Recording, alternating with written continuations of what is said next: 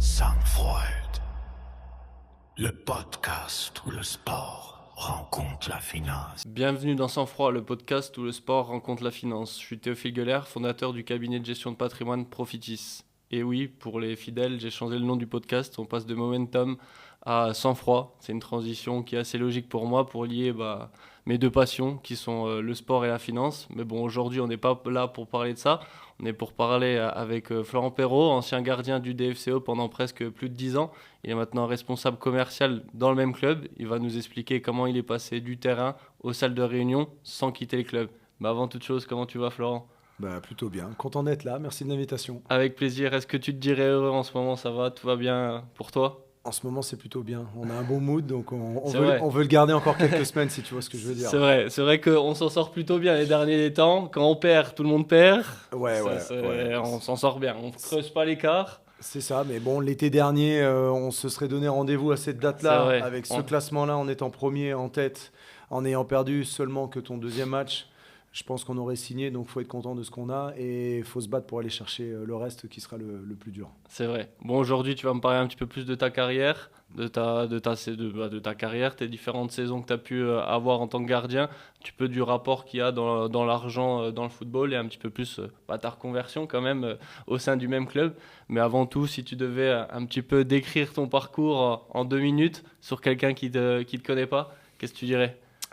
J'ai 2 vies professionnelles. La première, c'est d'avoir été footballeur pro, gardien de but, avec un poste à responsabilité, avec un poste exigeant.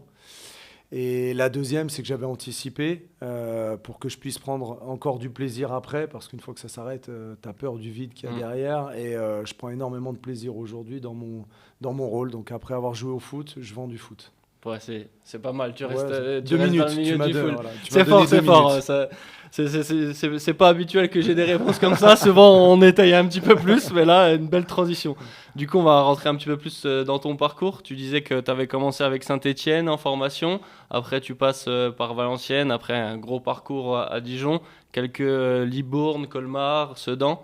Un petit peu comment t'expliques ça, comment tu as développé ça au fur et à mesure, si tu peux nous dire un petit peu plus. Pour faire simple, je suis gardien de but, donc ça je le redis, c'est-à-dire que tu te bats pour un maillot que tu ne portes finalement même pas. Parce que j'ai joué de nombreuses années à Saint-Etienne, au DFCO, j'ai très peu joué en vert, très peu joué en rouge. Ça c'est pour la petite aparté.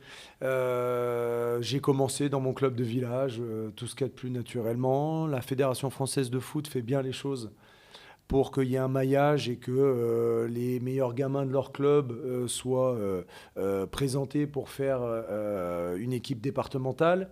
Et puis quand tu passes ces sélections-là, tu continues d'avancer, puis après tu as d'autres sélections pour être dans la sélection régionale.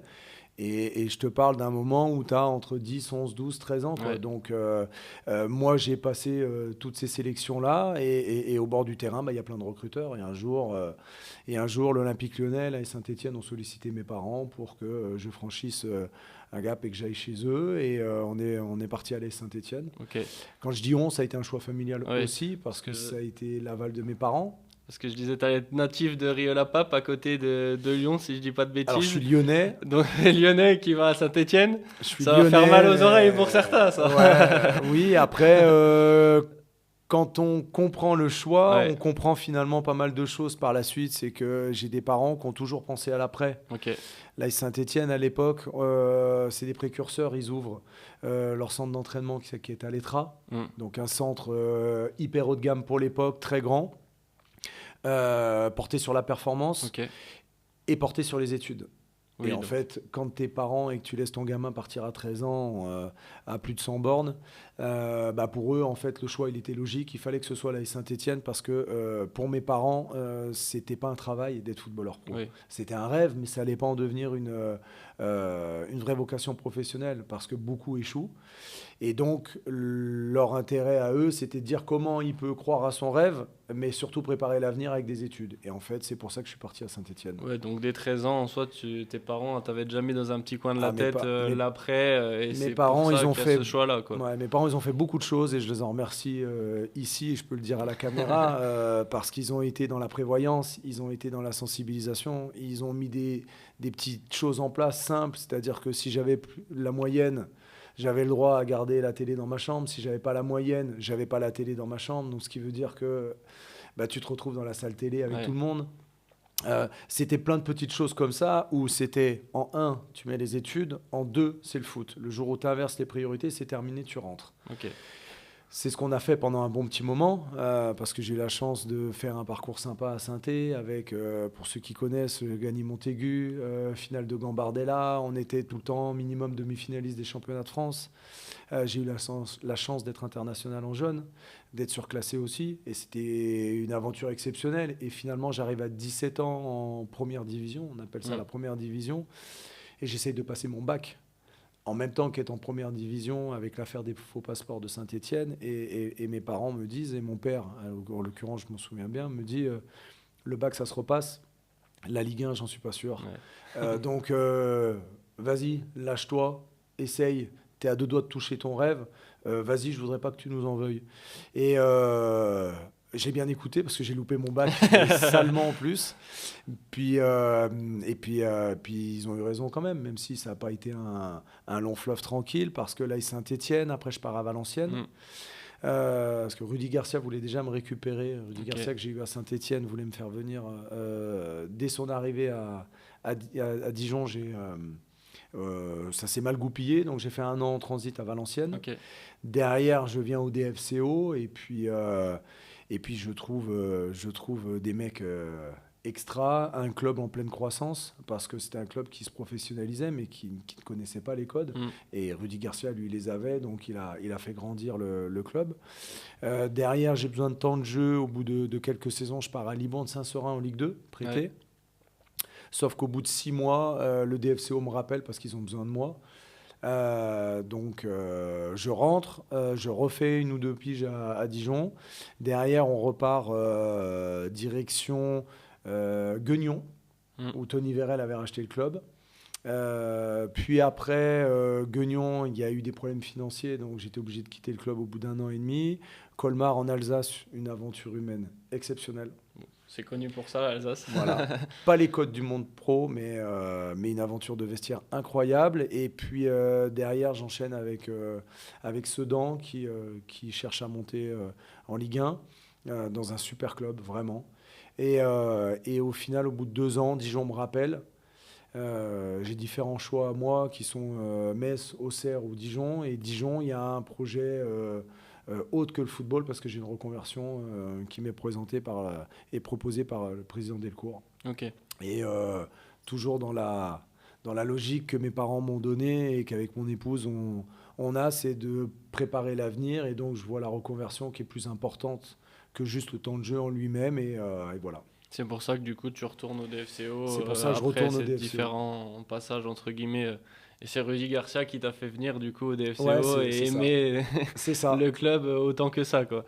C'est vrai qu'on se sent bien ici. J'ai toujours dit à mes filles et à mon épouse qu'on irait vivre à Montpellier à la fin de ma carrière. Ça fait 10 ans que j'ai arrêté, même 11 ans maintenant, et au final on est très très bien en Bourgogne. C'est vrai, on est plutôt pas mal. Je veux pas te dire le contraire. Natif de Dijon, grand supporter du DFCO, même à tes heures depuis tout petit. Abonné alors, aussi du DFCO, c'est vrai, ouais.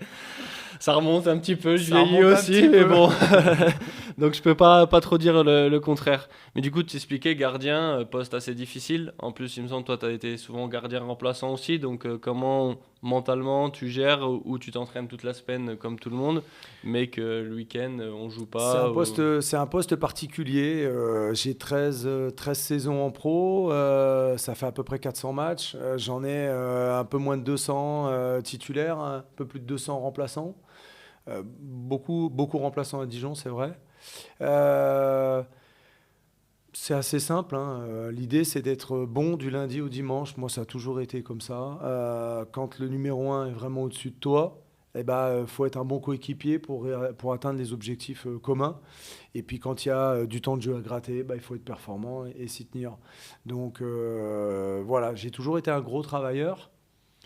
Parce que j'ai un morphotype normal, je fais qu'1m83 dans le milieu du foot, donc il a fallu aller chercher les choses autrement, et c'était en étant irréprochable dans la préparation, donc le travail et le travail. Donc ouais, ça existe entre guillemets l'entente entre deux gardiens et toi qui donne le maximum de travail pour que lui justement aille performer. Et après, j'imagine qu'en coupe, etc., on sait te rendre la part des choses si tu fais Et bien puis, le travail, et quoi. puis de toute façon, ça fait partie du poste, ça fait partie du jeu. Il faut exister des fois en étant dans l'ombre, il faut exister des fois en étant face à la lumière. Ça fait partie du boulot, il faut l'accepter. Après, il faut se battre pour avoir mieux, pour avoir plus, pour avoir autre chose. Voilà, pour pas se satisfaire positivement de ce qu'on a, si ça nous convient pas. Mais non, c'est un bonheur. Oui. J'ai été footballeur pro, ça reste une chance Ce incroyable. que j'allais dire, vivre du football, ça en fait rêver plus d'un, moi le premier. Donc j'imagine que déjà. Mais après, t'as le recul aussi sur ça. Et dès le début, toi, tu sens que tu as le recul de te dire bah, c'est déjà une chance d'être où j'en suis et te rendre compte de ta situation. Bah Ou... oui, oui. Aujourd'hui, je le redis, j'ai vécu des choses incroyables grâce au foot. Et puis, sur toutes mes années en pro, j'ai allé un match sur deux titulaire, un match sur deux remplaçant. Donc, ça aurait pu être plus, ça aurait pu être moins bien. J'ai pas de regrets énormes là-dessus. Je me suis donné à fond et c'est plutôt cool. Tu disais du coup entre 200, 400 matchs Ligue 1, Ligue 2, c'est ton bilan. Est-ce que toi tu as l'impression d'avoir accompli tout ce que tu as voulu ou tu as des petits regrets On a toujours des regrets. C'est vrai. On a toujours des regrets. J'ai des regrets, j'ai certains regrets, ça a été des choix. Des choix sur, à un moment donné, tu as deux clubs qui te veulent, tu choisis le plan A et puis il se passe pas comme tu aurais voulu, ou c'est bien, mais peut-être que le plan B aurait encore été mieux, mais ça, tu le sais pas. À l'instant T, Oui. j'ai toujours eu l'impression que qu'on avait pris au niveau familial la meilleure décision. Après, si je devais refaire une carrière, il y a sûrement quelque chose que je travaillerais plus, que j'ai connu tard, c'est la préparation mentale. Ok. Ouais, ça c'est vrai. Oui, j'imagine encore plus en tant que gardien, Encore peut-être. plus en tant que gardien, et à notre époque, c'était pas encore trop démocratisé. Ouais. Tu faisais des choses en groupe, et tu faisais des choses en groupe quand ça n'allait pas, quand c'était une situation de crise, quand à un moment donné, c'était le bordel. Mm. Mais tu faisais pas des choses comme ça pour toi, perso, pour comprendre tes leviers, tes freins, ton canal nourricier, et toutes ces choses-là que j'ai découvert après, quand je me suis ouvert à d'autres choses, quand j'ai préparé mon après-carrière, quand j'ai anticipé tout ça. Et c'est vraiment quelque chose où si vraiment j'ai un regret, c'est peut-être celui-là. C'est de se dire, je me suis sûrement mis des freins, moi, parce que je réfléchissais beaucoup, parce que j'essayais de comprendre certaines choses. Et à un moment donné, un petit grain de folie, ça m'aurait fait du bien. Ou Ouais. ce petit frein à main que tu as des fois en disant, voilà, faut vraiment être parfait, faut vraiment être nickel. Des fois, il faut être imparfait et voilà. Alors, je ne dis pas que j'étais parfait, c'est pas ce que je veux dire, mais un gardien, tu cherches le zéro erreur. Oui, c'est ça. Mais des fois, en fait, il faut aller chercher les erreurs. Il faut aller, parce que le bénéfice-risque, s'il est à l'avantage, il faut y aller. Et c'est sur ça que je retravaillerai, ouais, ça c'est sûr. Ouais. Après, c'est plus facile à dire maintenant que Oui, oui. pendant. Puis surtout, Et c'était pas oui, c'est démocratisé ça. à l'époque. Même encore, ça, c'est encore un petit peu tabou. On en parle de plus en plus. Il y a certains joueurs qui disent avoir des coachs mentaux, mais c'est encore pas la majorité. Non. J'ai l'impression. Bah, Toi qui es surtout, dans en le fait, milieu, peut-être que. surtout dans le sport individuel, c'est très Oui. présent. Dans le sport collectif, ça arrive, mais je pense qu'on est en retard. Ouais. Voilà, les tennisman, le golf, la Formule 1, eux travaillent vachement sur ça. Nous, je pense qu'on est un peu en retrait là-dessus. Et pour aller sur le côté positif, du coup, le meilleur moment de ta carrière, toi, en tant que gardien, en tant que joueur, Franchement, j'en ai plusieurs. bah dis-nous tout. Ouais. J'ai la partie stéphanoise qui est incroyable, où bah, tu te retrouves en Ligue 1 à 17 ans, tu joues la finale de la Coupe Gambardella, j'ai été international français. Ça, c'était exceptionnel. L'aventure humaine au DFCO, elle a été incroyable. Parce que je parle de mecs comme Stéphane Jobard, comme François Masson, comme Steph Mondion, comme Dave Linares, Seb Larcier. C'est des gens aujourd'hui, ce sont des amis. Et ça fait quand même quelques années que le circuit, il est là. Et le lien, quand on se croise, quand on se revoit, c'est comme si on ne s'était jamais quitté. Ouais. Et à Saint-Étienne et à Dijon, il n'y a que ça que j'ai retrouvé, vraiment. Les autres, ça a été des coéquipiers, c'est différent. Le maintien avec le DFCO sur la dernière journée à Ajaccio, si ma mémoire est bonne, ça doit être saison 2009, est exceptionnel, Ouais. vraiment, vraiment. Sedan, où je me suis senti le plus fort en Ligue 2, c'est à Sedan, vraiment. Ok. je suis élu meilleur joueur de la saison sur la dernière année en Ligue 2 à Sedan. C'est vraiment là où je me suis senti le plus... à ton prime, ouais, voilà. sportif, toi, j'ai la sur le trentaine, rôle de gardien. j'ai pas de bobo, j'ai la confiance du public, du staff, de mes coéquipiers. C'est là que je me suis vraiment senti le mieux. Et puis après, d'un autre volet, c'est la casquette Ligue 1 avec le DFCO, où là, je suis plus joueur, mais je suis dans ma partie à moi, dans ma reconversion, et des souvenirs incroyables. On va y venir du coup à ta conversion. Tu disais en 2015, ton contrat pro il se termine. Je savais que c'était le président Olivier Delcourt qui t'avait fait la proposition. Je savais pas que ça venait directement de le contrat.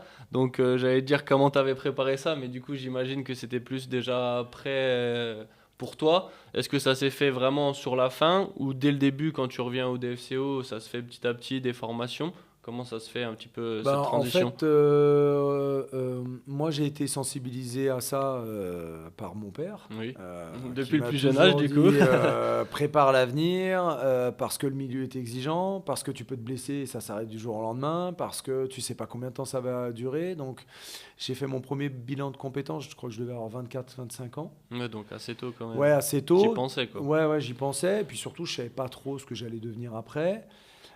Et puis derrière,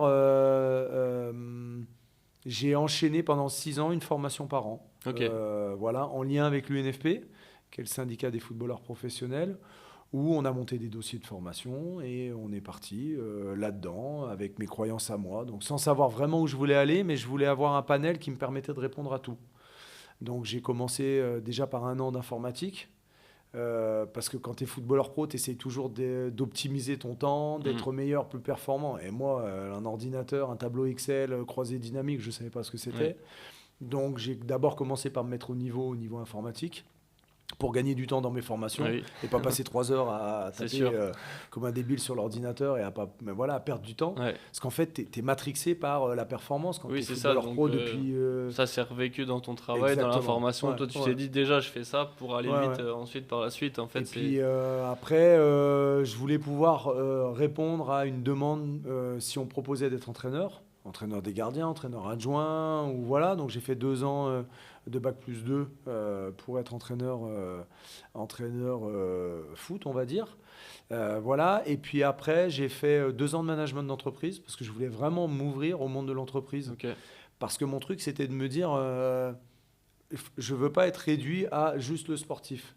Parce que si tous les sportifs, tous les footballeurs, ils veulent être dans les staffs après, c'est bouché et à un moment donné, tu te retrouves en galère. Donc moi, ça pour moi, c'était important. Et donc, j'ai fait 2 ans de management d'entreprise à distance, en distanciel avec une boîte parisienne. Et j'ai terminé par 1 an d'immobilier. Okay. Une formation sur la vente immobilière. Parce que j'ai des amis dans l'immobilier et voilà, j'avais 2-3 connexions avec eux, si tu vois ce que je veux dire. En parlant de Fred Vossard et de Christophe Michel, qui voulaient que je les rejoigne, donc j'avais anticipé aussi là-dessus. Et puis au final, Olivier Delcourt, comme on l'avait travaillé, comme lui savait ce que je mettais en place, un jour m'appelle, il me dit, voilà, je pense que c'est le moment d'arrêter parce que j'ai l'opportunité pour toi de t'intégrer au service commercial et je suis sûr que tu t'y sentirais bien. Bon, j'avais la possibilité de bouger au niveau foot encore, mais j'ai préféré pas le faire et je trouvais que les 15 ans qui arrivaient étaient plus importants que les 15 ans qui étaient passés et j'ai préféré être sécuritaire et prendre cette reconversion-là pour rester dans le foot et rester dans un club qui est sain, qui est une région où on est heureux, où on a nos amis, où ma femme et mes enfants se sentent bien et voilà. Ouais, donc c'était une évidence pour toi, quoi. Il n'y a pas eu une réflexion à se dire est-ce que je continue le foot ou pas, tu te sentais prêt entre guillemets. Alors tu te la poses la question parce que j'étais bien dans ma tête, j'étais bien dans mes cannes, tout allait bien, j'étais pas blessé. Mais tu te dis, je vais le regretter et après, je vais vivre de quoi ? Je voulais continuer à prendre du plaisir le matin quand tu te lèves pour aller bosser. Oui. Et je trouvais que ça pouvait m'apporter tout simplement ce truc-là, en restant dans un univers que je connais. Par contre, dans une branche, dans cet univers-là, que je ne connaissais pas. Après, j'avais fait des formations entre mes 2 ans de management d'entreprise, mon année dans la vente immobilière.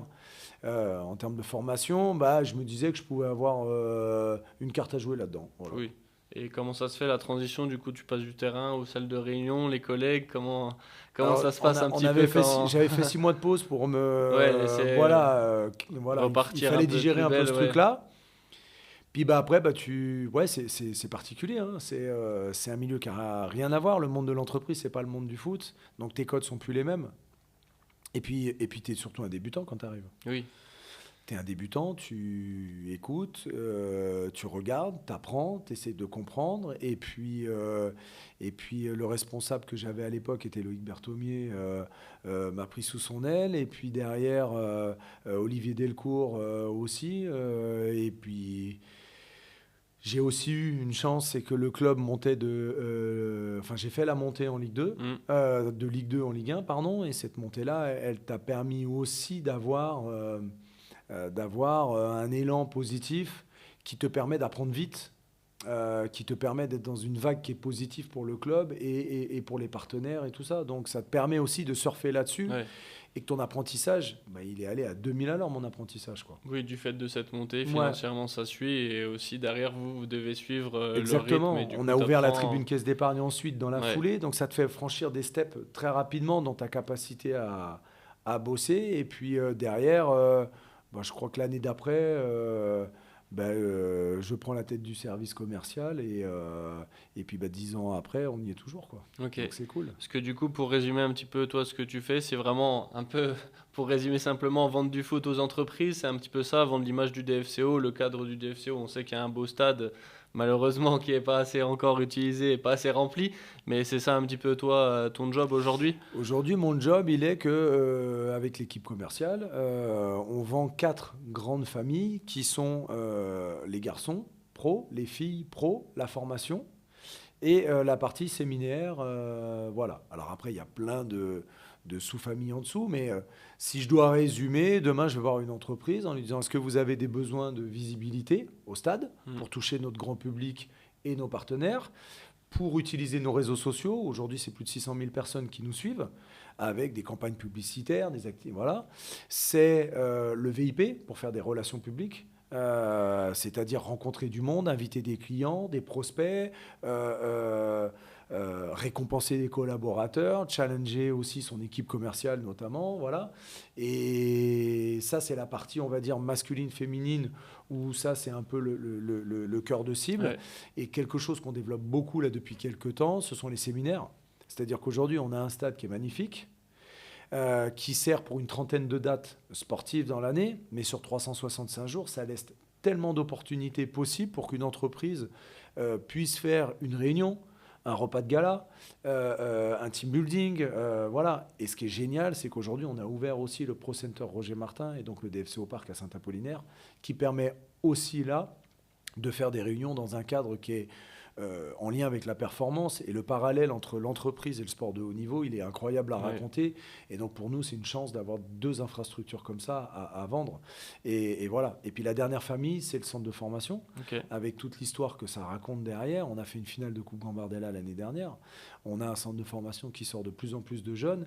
Et aujourd'hui, on a plein d'entreprises du territoire qui ont aussi envie de pousser à la formation et d'aider la formation. Donc ça nous fait 4 belles familles à vendre, moi, avec l'équipe, et c'est top. Oui, génial. j'imagine qu'il y a du bon travail. Et comme tu dis, la transition entre le foot, le sport professionnel et l'entreprise, c'est assez facile de le faire. La performance, c'est assez lié. Donc, ça doit être sympa au quotidien, quoi. Comme tu dis, c'est garder le plaisir que tu avais en tant que footballeur que tu as aujourd'hui encore au quotidien, quoi. C'est exactement ça. Je prends l'exemple, on essaye aussi de faire vivre le business club DFCO. Qu'est-ce que c'est? C'est nos partenaires, c'est un noyau, et ce noyau-là, on essaye de le faire vivre, et en dehors des matchs, de leur apporter une synergie, qu'elle soit managériale, mais idéalement qu'elle soit aussi au niveau du business. Ouais.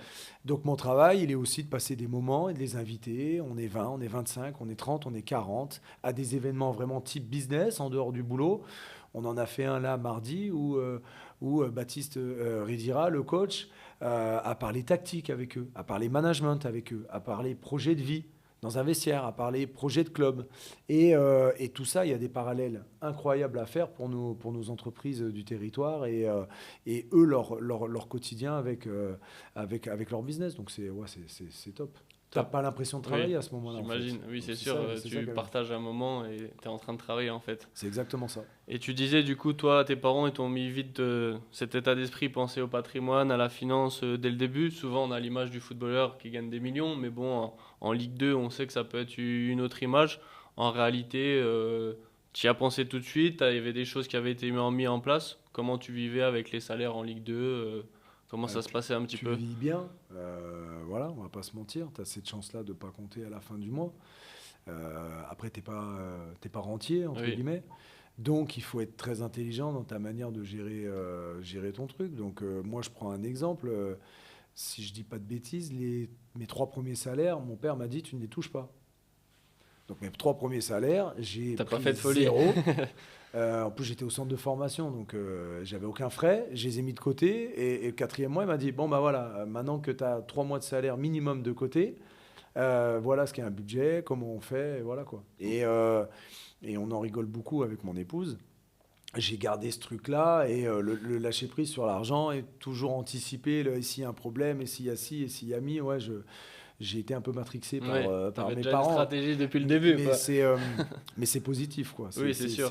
C'est clairement positif. Ce que j'allais dire, tu as une bonne éducation financière. Souvent, moi, c'est ce que je veux dire à mes clients. 3 mois de côté d'épargne de précaution au cas où il y a un pépin. Et après, par la suite, on peut voir ce qui est fait. Donc, tu avais déjà une stratégie depuis le plus jeune âge. Mon père était dans la finance. Oui, donc à partir de là, tout est dit. Des formations professionnelles. Donc, on sait où c'est que tu as appris ça, quoi. C'est ça. Et du coup, tu avais quelqu'un pour t'accompagner, toi, au quotidien, sur le point de vue financier. Ton papa, un agent, un conseiller. Alors moi, j'avais mes agents. J'ai eu 3 agents pendant ma carrière. Donc eux ne traitaient que l'aspect sportif à 100%. J'ai toujours voulu scinder tout ça. Et puis à un moment donné, j'ai rencontré un gestionnaire de patrimoine qui était dans le milieu du foot et du rugby. Voilà, j'avais entendu de bonnes choses sur lui et j'ai voulu bosser un peu avec lui. Et ça doit faire 18 ou 19 ans qu'on est ensemble. Ce qui est bien, c'est que tout ce qu'il me proposait, mon père étant dans la finance, ça permettait aussi d'avoir l'aval, ou en tout cas un ressenti, un contexte. Oui, c'est bien, ça tu peux y aller, mais attention, ou non, ça je pense qu'il ne faut pas que tu le fasses. Et donc ça m'a permis aussi de me rassurer et de construire un patrimoine entre la personne qui m'a conseillé régulièrement tout au long de l'année et tout au long de ma vie pro et qui continue encore de me conseiller même maintenant. Faire tes impôts notamment, ta déclaration d'impôts, c'est... Voilà, ça peut être assez complexe par moment en fonction de tes investissements. Là, au moins, tu étais sécurisé. Et voilà. Et aujourd'hui, on a bossé en ce sens-là avec mon épouse et c'était vraiment cool. Ouais, donc une stratégie dès le début, pour toi, ça paraissait logique, du coup, de ton père et de cette éducation financière que tu as eue dès le début. Toujours voulu se battre contre le stéréotype du footballeur pro, entre guillemets, sur le fait d'être... certains raccourcis, c'est un truc qui nous a jamais trop plu nous à la maison, donc on voulait se battre aussi contre ça, et cette image-là du footeux qui est bling bling et puis qui réussit pas à sa reconversion et qui a pas su gérer son argent et qui on s'est toujours battu à la maison nous pour se battre un peu contre cette image-là, quoi. Ouais, toi, t'en es l'exemple type, du coup, un petit peu. Je sais pas, mais en tout cas... T'as tout fait pour, en tout cas, pour j'ai pas pour tout y bien arriver. fait, j'ai pas tout bien fait. J'ai fait plein de conneries, on a fait plein de conneries. Mais, c'est comme ça qu'on apprend. Mais voilà, mais on a essayé, en tout cas, d'avoir les bons réflexes. Ouais. C'est ce que j'allais dire, des erreurs classiques un petit peu financières dans le foot que toi, t'as pu faire ou que t'as pu voir. Tu aurais des exemples à citer pour éviter que certains jeunes voient ou... C'est difficile parce que je suis pas un pro de ton domaine notamment, mais non, je sais que moi, le footballeur pro, son grand truc, c'est la défisque. Sauf que les revenus d'un footballeur pro, c'est quand même beaucoup en dents de scie. Et à un moment donné, quand tu investis en défisque avec t'es bloqué 6, 8, 12 ans en fonction de ce que tu choisis, et voilà, que ce soit un Eurobien ou autre, des fois, tu te mets des mensualités quand tu es dans le pic de ta carrière pour contrer ce problème-là fiscal. Mais Mais si tu fais une mauvaise saison, tu te retrouves là. Et moi, j'avais des potes qui ont été étouffés à cause de ces trucs-là, où ils ont été bloqués pendant le nombre d'années où ils s'étaient engagés. Et donc ça, c'est des choses sur lesquelles, voilà, faut faire. Enfin, moi, je trouve qu'il faut faire très, très, très, très attention, quoi. Et toi, dans le vestiaire, tu avais un peu ce rôle de papa. Tu conseillais ces jeunes à faire attention, ceux qui sortaient du formation. Peut-être que tu le fais encore. Ouais, on discute. Ouais. Ouais, on discute. Après. La période, elle a quand même changé aujourd'hui.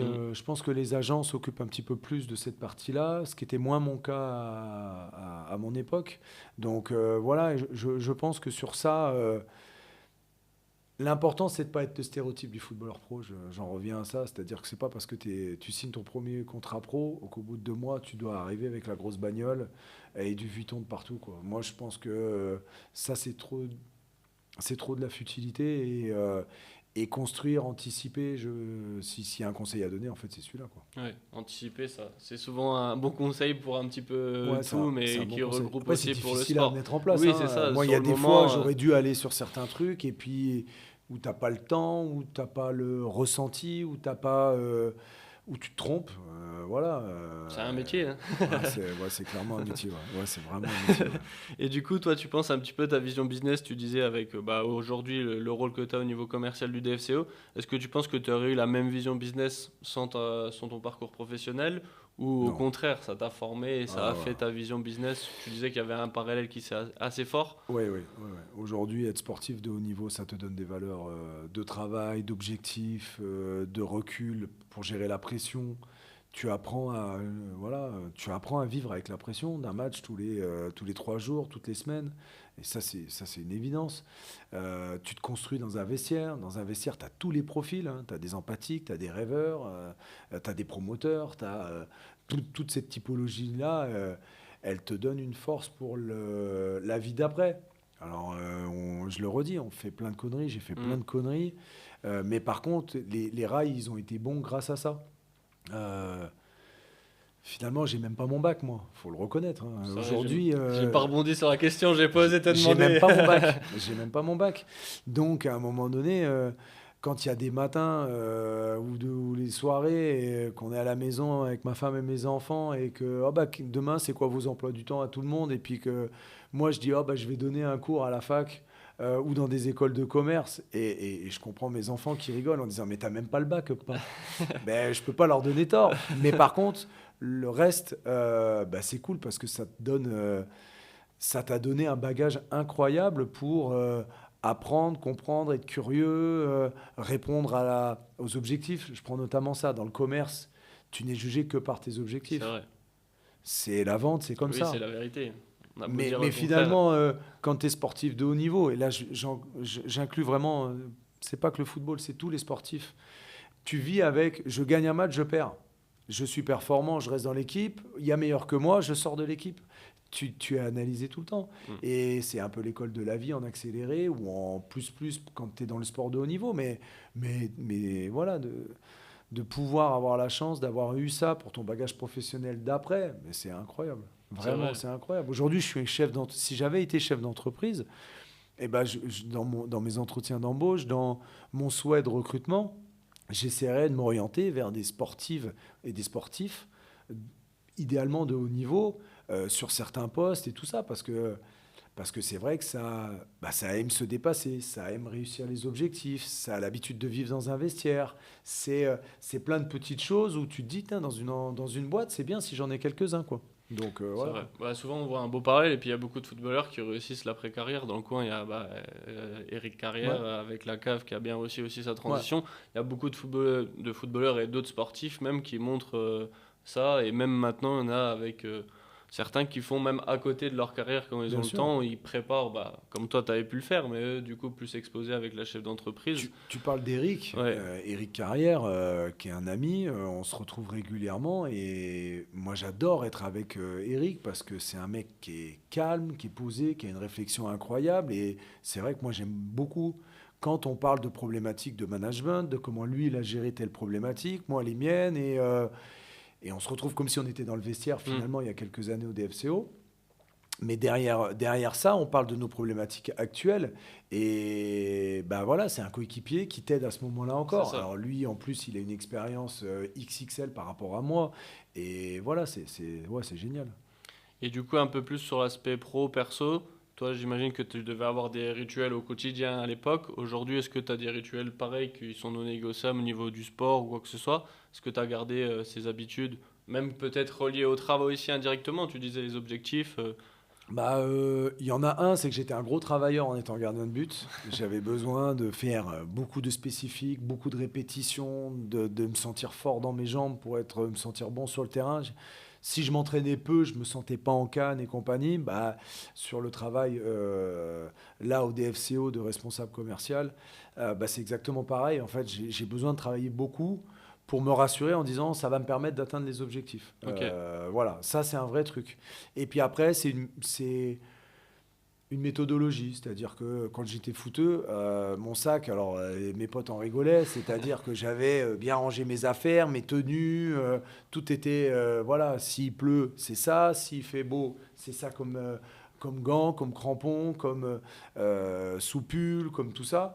Et en fait, je reproduis un peu tous ces trucs très toqués dans ma vie aujourd'hui sur ma prospection, sur mes relances, sur l'analyse des datas de mon équipe commerciale où via le CRM, j'ai mis en place des choses qui te permettent, alors j'ai rien inventé, hein, mais en fait j'ai juste reproduit Oui, ce que tu ce que j'ai faisais fait. toi avant. Et en fait ça me rassure dans le fait de dire, tiens, allez, combien de coups de fil ont été passés cette semaine par l'équipe commerciale, combien de mails ont été envoyés, combien de rendez-vous extérieurs, combien de propositions commerciales.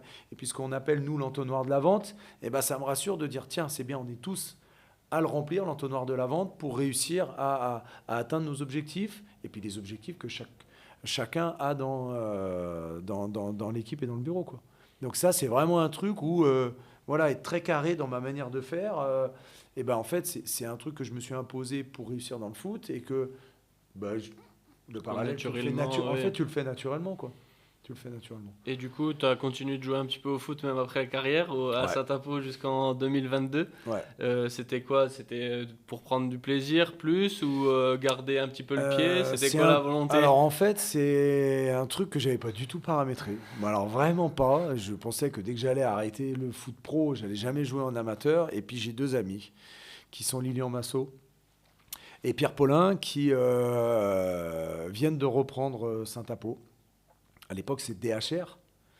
Ouais, je pense que c'est ça. Ouais. C'est ça. Et au début, je dis non, voilà. Et puis, comme c'est des mecs extra, des copains, enfin non, des amis, et qu'ils ont été très bons dans la force de persuasion, ils m'ont fait rencontrer le président et le vice-président de l'époque, donc Pierre-Yves Doudou et Fabien Teinturier. Et en fait, ça a hyper bien matché. Puis je dis, bon, allez, vas-y, on y va, mais juste pour s'amuser, quoi. Et en fait, j'ai joué, je crois, 8 ans. On est monté jusqu'en CFA 2, ouais. donc ce qu'on appelle la N3 maintenant. Et puis après, même si c'était compliqué de s'entraîner, parce que le plus important, c'est le DFCO, voilà. Même si c'était compliqué, parce que les matchs du DFCO, toute cette période-là, les trois quarts, c'est la Ligue 1, on joue le samedi. Week-end, ouais. Et ils faisaient décaler les matchs pour que je puisse jouer le dimanche, voilà. Et tout ça mis bout à bout, j'ai eu une aventure humaine incroyable. J'ai découvert ce qu'était le monde amateur. Et le monde amateur, c'est quoi? C'est une bande de copains qui, après des grosses journées de boulot, certains qui bossent de nuit, se retrouvent à un moment donné pour 1 heure et demie d'entraînement, pour refaire le monde dans les vestiaires après, avec une bière. C'est génial. Des bénévoles incroyables. Et moi, je le redis, l'AS Saint-Apo, je leur dois beaucoup parce que grâce à eux, j'ai kiffé et joué au foot encore jusqu'à 40 ans. Après, je m'étais donné l'objectif à 40 ans d'arrêter à 40 ans. J'ai arrêté à ce moment-là. Ils m'ont fait une super sortie. Enfin voilà, je prends l'exemple du vice-président. Je pense que le vice-président, qui est Fabien Teinturier, le dimanche de mon dernier match, je pense qu'il a pleuré du matin où je suis arrivé au stade jusqu'au milieu de la nuit quand on s'est quitté. Oui, donc une vraie aventure humaine. C'était exceptionnel. Et c'est des gens... Enfin, c'est un club incroyable, Saint-Apo, vraiment. J'ai surkiffé que mes deux potes initialement me forcent entre guillemets, et sois très bon pour me persuader d'aller là-bas parce que je serais vraiment passé à côté d'une aventure humaine incroyable. Donc les deux, quoi, la passion et le Ouais, plaisir ouais, pris j'aimais aussi trop au ça. quotidien. Ouais, j'aime trop ça. Le Faut bon savoir que compromis, chez quoi. moi, dans mon salon, j'ai un ballon de foot Oui, que ma femme et mes filles ne rangent pas. Il est au milieu du salon et c'est je jamais joue à avec tout tout le moment. temps. J'en ai pour dehors, mais j'en ai pour dedans et voilà. Quand t'es au téléphone, Ah, deux, mais trois jongles en même temps. C'est exactement ça. C'est une vraie drogue. Le foot est une drogue. Les gants de gardien, c'est une drogue. J'ai bossé avec Ulsport et j'ai eu cette chance-là, Ulsport, grâce à la finale de la Gambardella, j'ai signé un contrat avec eux de 3 ans la première année qui était en tacite reconduction. Ils n'ont jamais dénoncé ce contrat-là, même quand je suis allé à Saint-Apo. Ça a été incroyable. Et les gants, je suis amoureux des gants. Je passe encore ma vie sur TikTok à regarder des Les gants, à marques essayer de de trouver des gants vintage de quand je jouais dans mon petit club de campagne à côté de Lyon. Des gants, c'est tout de suite c'est un souvenir d'une mauvaise période de vie. Moi, les vidéos de gardiens de but, c'est incroyable. Un fan de football avant tout, quoi. Un fan de gardien de but. De gardien de but. Je suis gardien de but avant d'être footballeur pro. C'est vraiment très très important. Greg Coupet, la dernière fois, il me disait, gardien, on est le trait d'union entre le footballeur et le rugbyman. Parce qu'on a quand même plus l'ADN d'un rugbyman sur la notion d'équipe, de groupe, de travail, de combat.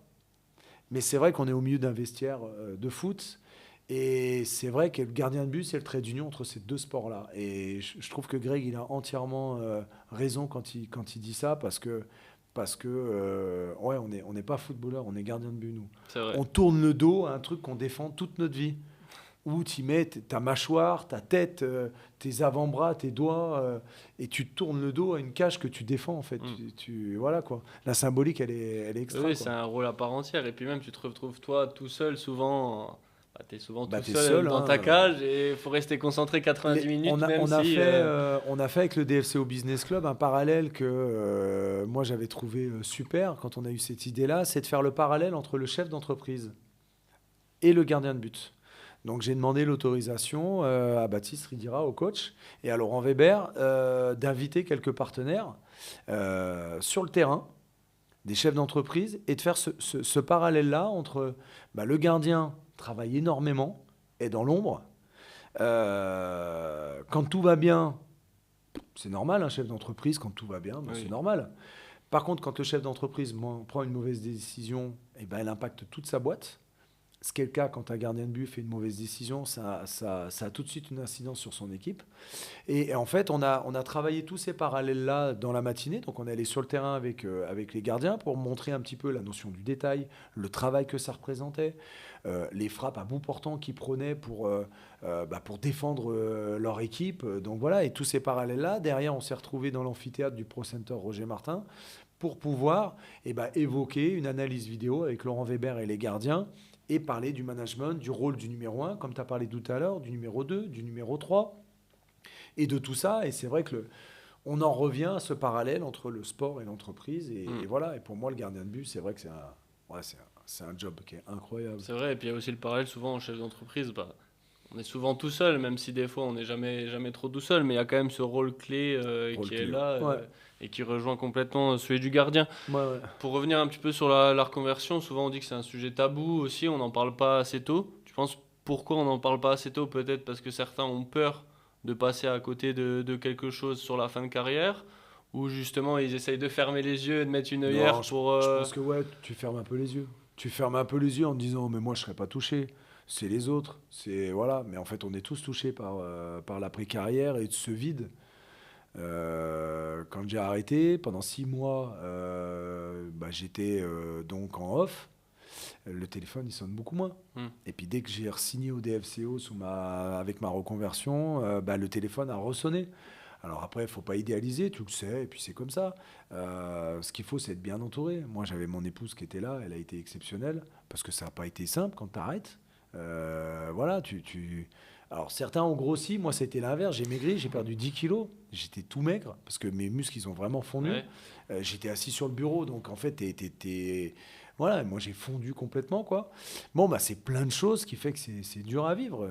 Et puis ce stress qui te galvanise pendant ta carrière, c'est un manque cruel quand ça s'arrête, hein. Ça, c'est la vérité, hein. Ce stress-là, quand il est plus là, alors c'est un autre stress. Je suis Oui. plus fatigué maintenant que quand j'étais sportif de haut niveau. Ça paraît incroyable, hein, mais le stress mental derrière un ordinateur de prise de décision, il fait que ça te pompe beaucoup d'énergie. Mais c'est différent du stress de la feuille blanche avant de rentrer sur un terrain où il y a les télés, les spectateurs, les supporters, et voilà, quoi. Et ouais, c'est vrai que je crois que c'est un fait psychologique qui est avéré, qui s'appelle la petite mort, hein, quand tu es sportif de haut niveau et que tu arrêtes. Bah, on l'a tous vécu, plus ou moins bien, plus ou moins longtemps. L'idée, c'est de l'avoir vécu et d'avoir été entouré. Moi, ça a été mon cas.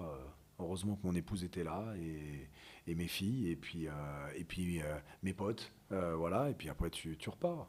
Donc oui, c'est plus mentalement que c'est compliqué la reconversion, Ouais. comme tu le dis, avec la petite Ouais, mort, ouais. souvent que dans le boulot, faire la transition, où là, ça s'est Bah, fait plus moi, facilement, moi, quoi. je me suis noyé dans le boulot. Voilà, des fois, j'ai même abusé parce qu'en fait, c'était trop, quoi. Mais donc voilà, c'était. Moi, j'ai eu la chance que j'avais un travail. Oui, c'est ça. Et j'avais un travail qui me plaisait, et j'avais un travail qui était en plein développement, parce que le DFCO était en pleine croissance. Bah, donc c'était des contraintes de développement, mais c'était génial. Oui, ça t'enlevait déjà quelque chose dans Exactement. la tête pour Ouais. passer à autre chose. Ouais. Et du coup, ta définition un petit peu plus du succès aujourd'hui, tu dirais quoi? Ça a changé, j'imagine, par rapport à avant, mais Bah, déjà, je m'estime pas être en succès, quoi. Je bosse.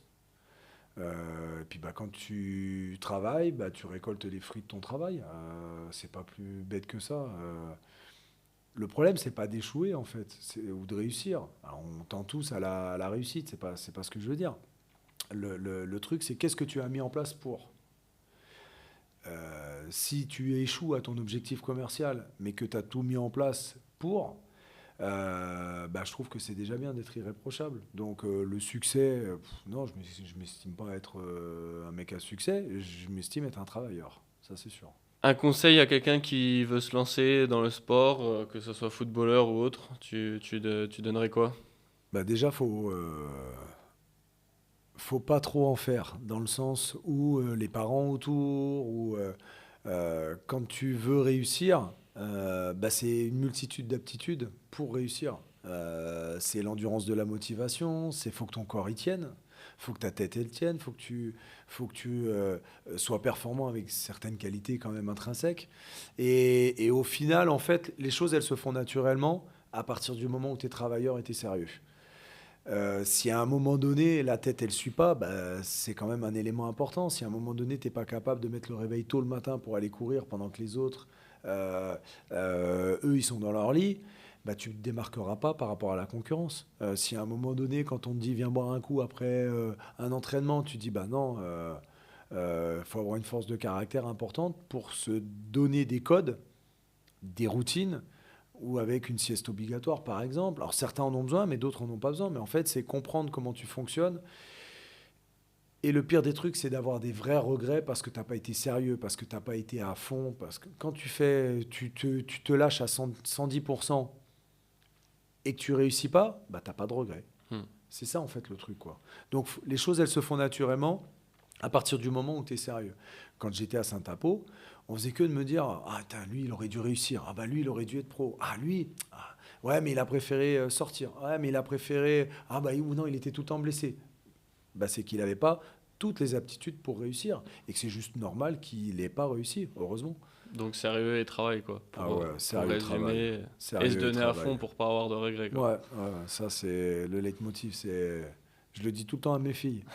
Quand il y a un examen, l'essentiel c'est qu'elles aient travaillé, qu'elles se soient donné les moyens de Oui, réussir. la note en soi, à la Si fin. elles réussissent pas leur examen, mais qu'elles se sont tout donné, qu'elles ont tout fait pour. On va finir sur les 4 questions de sang-froid. Si tu devais compléter ma phrase, du coup, le sang-froid, pour toi, qu'est-ce que c'est? D'être calme en toute situation. C'est-à-dire que même quand il y a un gros moment sous stress, c'est de souffler un bon coup et d'analyser pour prendre la bonne décision et pas se laisser submerger par les émotions. Et si tu devais me recommander quelqu'un de ton entourage pour qu'il vienne un petit peu raconter comme toi ton parcours et sa vision dans sang froid, tu penses à qui ? Éric Carrière. Eh ben allez, j'attends la passe décisive alors. Un gardien, c'est capable, non ? T'as dû en faire quelques-unes dans ta carrière, des passes décisives, non ? Allez, vas-y, je tente d'appeler Eric pour qu'il vienne te voir. Et ben avec plaisir. Et allez, c'est ton moment en promo. Où est-ce qu'on peut te retrouver, te suivre ou pour le DFCO, je te laisse libre. Aujourd'hui, on est dans une dernière ligne droite pour nous amener à la Ligue 2. Le plus dur, il est devant nous. C'est finalisé. Le plus dur, il est devant nous parce qu'il faut garder cette première ou cette deuxième place. Sur les matchs restants, qui sont Bourg, qui sont Sochaux, Châteauroux et Orléans, le plus important, c'est d'avoir du soutien. On a envie que le stade y vibre, on a envie d'avoir des ondes positives. Et ça, c'est vital pour le club, c'est vital, je pense, pour le territoire. Et on a tous envie de remettre le club là où il doit être. Et donc, on y bosse, mais on a besoin d'aide. Et il faut que les gens ils soient derrière nous. Ils le sont. Mais encore plus, ce serait encore mieux. Donc venez au stade Gaston Gérard pour supporter le DFCO. En gros, sur les 4 derniers matchs, il y a bien un moment où il faut le faire, c'est maintenant. Ouais, on a besoin d'aide et on n'a pas de problème à le dire. On sera meilleur avec un stade plein et même si on se trouve zéro excuse, c'est un super groupe. On a une bande de potes qui est en mission, mais c'est encore mieux quand on vibre avec plus de monde au stade. Bah écoute, merci à toi Florent d'avoir joué le jeu, d'avoir parlé vrai, que ce soit sur tous les aspects terrain, maintenant dans les salles de réunion ou sur l'argent. Merci pour ton beau discours qui va inspirer, j'espère, certaines personnes et certains jeunes. Et si vous voulez nous retrouver sur les prochains épisodes, n'hésitez pas à vous abonner, à laisser un avis 5 étoiles. On est disponible sur Apple Podcast, Spotify et sur YouTube. Allez, merci à vous. Ciao, ciao.